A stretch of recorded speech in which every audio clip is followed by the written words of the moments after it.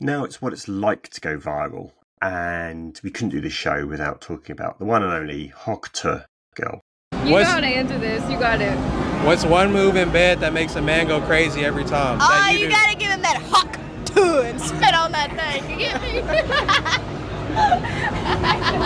Who? Well, this is really interesting because we were talking about this. Social media has been ablaze, or I've seen. I'm probably more online than you are, but social media particularly has been ablaze about this woman. The hunt for this woman, identified eventually as Haliey Welch, but you hadn't heard of anything about her. I hadn't heard of it, and when you first sent me the story caption saying we're going to talk about Hawk Tuah, I was like, "What is that? What is that? I don't know what that is." I'm glad I didn't have to explain it to you. I know, as will become clear. I think it's it's one of these things where a very online story seen by millions of people, and probably more men, and it's kind of playing into the seedy side of social media. And there was a huge hunt online for her. Internet detectives, we've heard that before, trying to track this girl down. People filming the women who look like her, scouring social media, people claiming she was a teacher fired from her job, she's this bartender. She's just this ordinary person. And then all of a sudden, she appeared on stage at a gig in America. And then she spoke to Barstool Sports' Plan Bri Uncut and kind of explained what it was like to discover that she was going viral. This video goes viral, you see it, and when you first see it, is it like millions of views? Like, are you officially the Hawk Tuah Girl, or you see it and you're like, maybe this won't be so big? Yeah. It was massive? It was massive. Okay, what goes through your head when that happens? I was like, oh, well, this is kind of funny. I was like, it's not going to get any bigger than this. And I go back like an hour later and the views done went up by like 1 million. I was like, oh my God, there is no way that just happened. But sure enough, it did. Yeah, and then it kept going and kept going. And then there was the search for you. Yup. And what did you want to do when there was a search? Was there a part of you that was like, I don't want to be known as the Hawk Tuah Girl? Yeah, there was a big part of it. And then they started spelling my name wrong and making like accounts of me, which they got pictures off all my friends' like social medias and stuff like that. And which it's kind of creepy seeing your face on another account that don't belong to you. You're like, I mean, it's quite an experience for her and her friend. What was really interesting in that video, in that interview in Barstool Sports, Haliey and her friend said, we were really drunk. We got home, didn't even remember this situation being filmed by these YouTubers. And yeah, it went crazy. Her parents, she asked him, what do your parents think of this? And she goes, they think it's funny. I say silly things, but I didn't expect this to go the way it did. And just like really weird, people just, create. I saw so many fake profiles with images of her. So people, she said, stealing photos from her friends' accounts. Yeah, that's the bit that really I find really disturbing, really, like the hunt for this girl, this woman. It kind of like was obviously really overwhelming for her, and it's quite frightening, really. Just like, anyone could go, if you're filmed suddenly and you don't know that you're a bit drunk or whatever it is, you don't know that it's going to go viral. It's out of your control. You're the subject of it, but suddenly you're kind of public property. And everyone's not only looking for you, but then abusing your privacy, abusing your friends' privacy, like delving into, creating merchandise, making money out of you when you didn't ask for it, and you're being sort of like made into a commodity in and of yourself. I find that really, really disturbing. However, I mean, here's hoping she's going to turn this into a positive for her, because she's got like 1 million followers in a week. Is that right?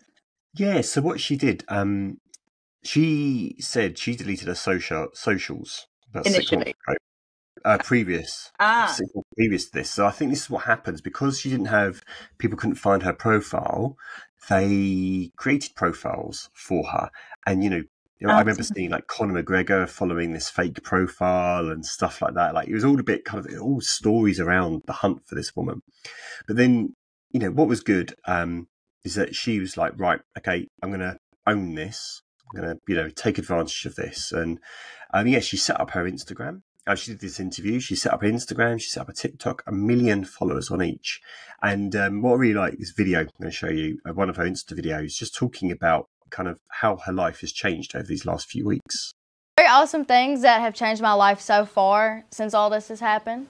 Number one, I got over my stage fright. I sang in front of 80,000 people with Zach Bryan the other night, and I cannot sing for but I did it anyway. Number two, I quit my job at the spring factory, and so I don't have to eat Taco Bell all the time, but I'm still going to do it anyways. Number three, I actually have to get ready more than one time out of the week now. I'm not allowed to look like Adam Sandler anymore. Well, it's not all delightful. Here are 3 things that have not been so great here lately. Number one, I have to convince my pawpaw not to shoot the paparazzi outside of our house every day because they've been camped out here for like 2 weeks. Number two, stop asking me for the link in bio for my OnlyFans. I don't have an OnlyFans and there will never be an OnlyFans. I just make funny jokes. That's all I do.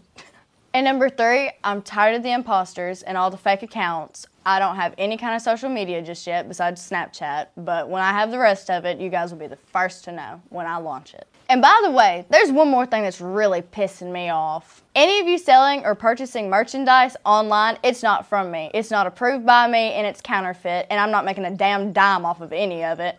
But I just hired a manager and I hired an attorney, so we're coming for you.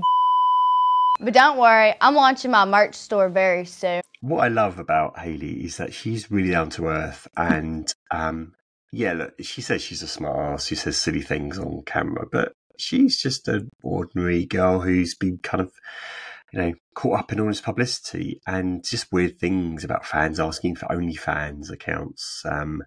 You know, but good thing she's quit her day job. She's doing publicity events. She did a club appearance, but she just looks kind of awkward a little bit in it. And she doesn't, you know, all kinds or overawed by the fame. You know, you've seen reality TV stars giving it large in club nights, and she's just like a bit like, oh gosh, this is a bit much. Well, the difference being that TV stars or whatever, they've kind of like deliberately asked for it, haven't they? Yeah. Purposefully asked for that kind of attention, whereas she didn't. I love the bit when she says like one of the 3 bad things that happened: to convince my dad not to shoot the paparazzi.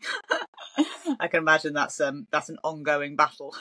To be fair, I have the same thing. They've been camping out, stalking my daughter for 2 weeks. I'd probably be doing the same thing. Exactly. What I found was quite funny.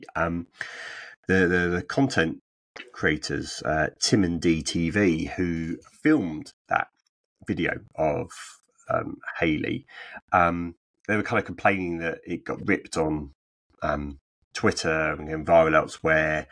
They weren't getting attention, but then also they're saying, well, we're not going as famous as her. And it's like, well, it's not bad. It doesn't really work like that. I mean, to be fair, it's a bit cheeky. And, you know, their video, I watched a long edit of the video, and they are going up to kind of on a seemingly like a Saturday night on a popular bar, strip of bars, you know, asking people who probably had a few drinks, some kind of leading questions, kind of, and they're saying things they may regret later on. So it's a bit kind of advantageous. But yeah, it's all about Haliey. It's Haliey who made it, and she's the one who deserves to get the fame. Though I should say, Hannah, if you do want, they are doing some merch, Tim and DTV, in conjunction with Haliey. So I can always get you a Hawk Tuah 24 baseball cap for you if you would like to wear on your summer holidays. If you buy me that cap, then this podcast is cancelled. Okay, I'll get one. Maybe I'll get one for Lewis instead.